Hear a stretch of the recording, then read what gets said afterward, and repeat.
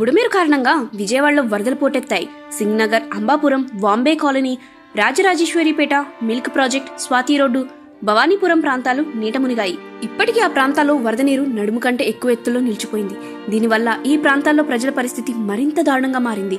బుడమేరు గేట్లు ఎత్తడం వల్లే విజయవాడ సిటీకి ఈ నీటి విపత్తు తలెత్తిందని మాజీ సీఎం జగన్ ఆరోపిస్తున్నారు. విజయవాడకు ఆనుకుని కృష్ణా నది ఉంది, కానీ పక్కన ప్రాంతాలు మునిగిపోకుండా రిటైనింగ్ వాల్ కట్టారు.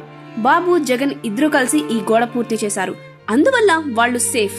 బుడమేరు కారణంగా Singh Nagar, Ambapuram, Vambay colony, Rajarajeshwaripeta, milk project, Swathi road, Bhavanipuram ప్రాంత నివాసులు మాత్రం వరదల నీటిలో ఇరుక్కుపోయారు.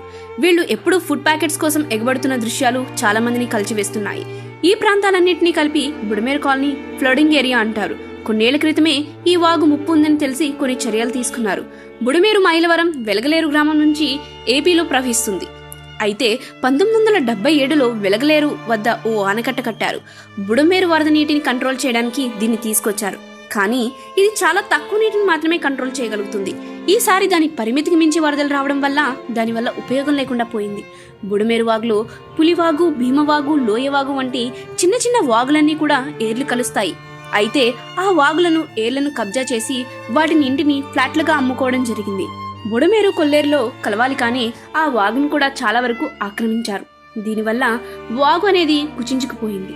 వాగు ఇరుగ్గా తయారు కావడం వల్ల ముందుకు వెళ్లలేక ప్రజలు నివసిస్తున్న ప్రాంతాల్లోకి పోటెత్తుతుంది. 2005లో ఇలాంటి వరదలే వచ్చాయి, కానీ అప్పుడు వరదల స్థాయి కొద్దిగా తక్కువ ఉంది. ఆ సమయంలో వైఎస్ రాజశేఖర రెడ్డి ఇబ్రహీంపట్నం దగ్గర ఓ ఛానల్ నిర్మించి వాగును డైవర్ట్ చేశారు. ఆ ఛానల్ ద్వారా కృష్ణా నదిలోకి నీళ్లు వెళ్తుంటాయి. కానీ కృష్ణా నదిలో నీటి మట్టం ఎక్కువ అయితే నీళ్లు తిరిగి వస్తాయి.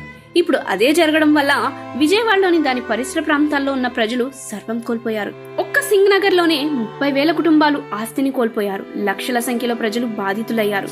చాలా మంది చనిపోయారు. వారి శవాలు కూడా వెలుగు తీసి అంత్యక్రియలు చేసేవారు కూడా లేకుండా కరువయ్యారు. మొత్తం మీద విజయవాడ ప్రాంత వాసుల పరిస్థితి నరక కూపంలా మారిందని చెప్పుకోవచ్చు.